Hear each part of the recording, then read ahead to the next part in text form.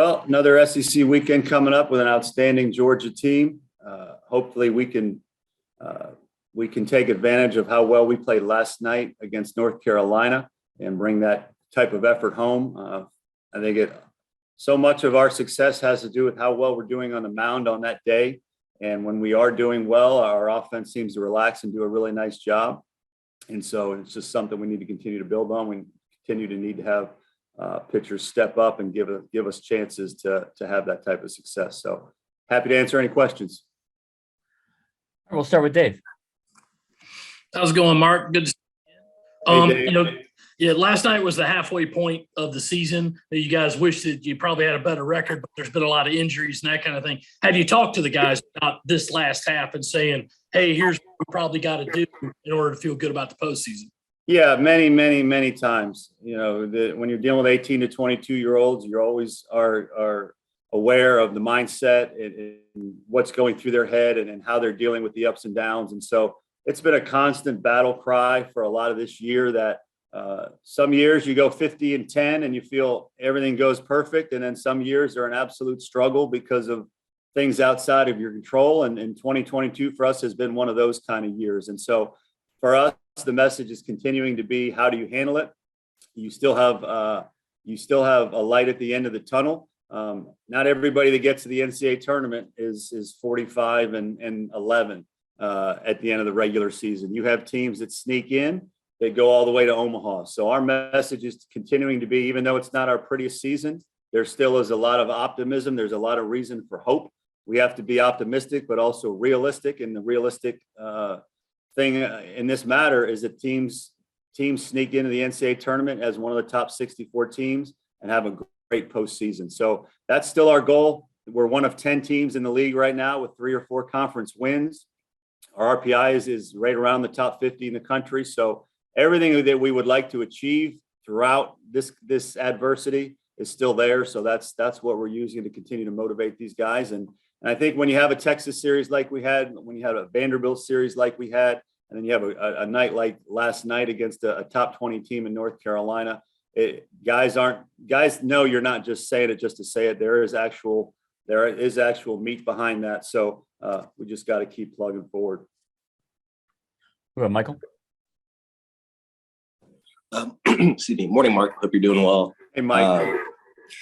You're talking about Georgia and obviously the importance of pitching well. Looking at their lineup, it seems like a lot of disciplined hitters, high on base percentage kind of guys. I mean, what kind of challenge do they represent, and how do you kind of view what they bring at the plate?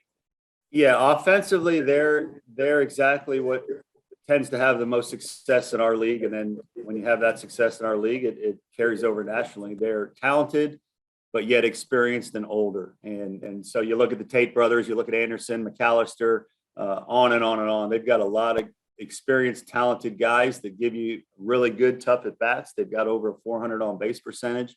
And so that speaks to their discipline. So, yeah, it's a very tough lineup to manage and navigate. And so we're going to have to be on top of our game. Colin? We're kind of sticking with Dave's first question, but when you're dealing with a lot of, especially younger guys, 18 to 19-year-olds, how do you handle the ups and downs that come with beating a Texas, beating a Vanderbilt, but dropping some midweeks and some heartbreakers along with it? Yeah, you've got to educate them. Really, you've got to educate them on how the game can be like that. You've got to educate them on how to handle the good and the bad. And I think you have to model that behavior as a coaching staff. You have to try to be as consistent as you can. You have to try to basically bring them along and nurture them into here's how you handle different situations. And so we've placed a very big emphasis on doing that. We've had our share of team meetings and we've given them examples of teams that have gone through the same things they're going through, and that they're not the first team or the first player to have these kinds of ups and downs. And so it's a constant education process from coaches to players. John?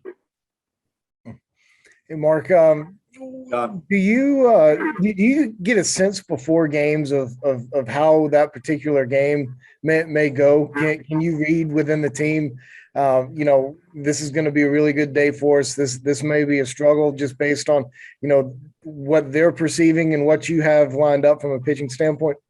That's a really good question. I mean, believe it or not, this is my 34th season in college or pro baseball. And after that many years, you generally can get a feel for those kinds of things.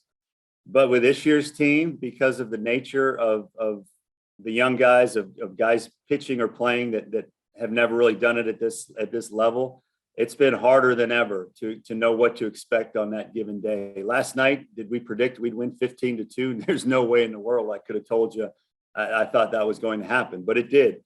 And then there's games, the Missouri game, when you're winning 5-2, going to the bottom of the eighth, you feel like that game is going to be won, and it slips away. So this has just been one of those crazy years, and this is, where we are right now. It's probably harder than ever, but you go into every game, as I said, realistic and optimistic that you have a chance to win that game. So, yeah, every game starts and you hope for the best. Colin?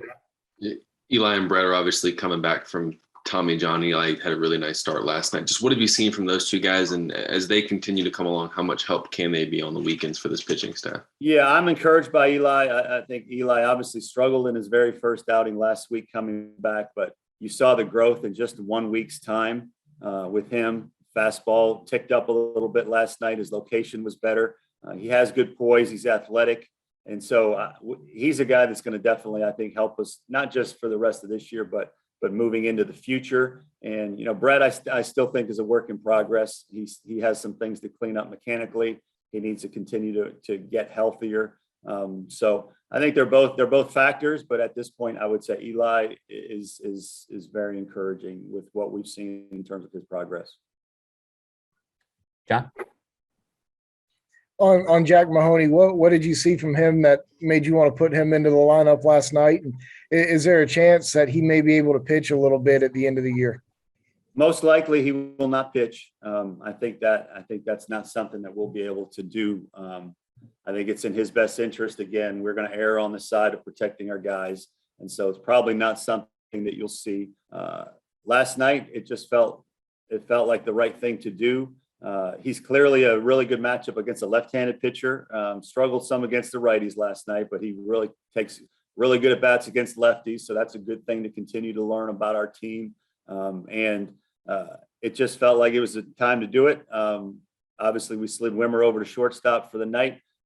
Sometimes young freshmen need a chance to sit down on the bench and watch the game from that perspective to continue their development. So it worked out for us. Jack had the big 3-run homer that I thought really sparked us and energized that whole group because he's such a good hard worker. The guys really cheer for him. So for him to have that kind of moment, I thought really was good for our team, both in the short and long term. So yeah, I think you'll continue to see him get looks against left-handed pitchers in some role. And it was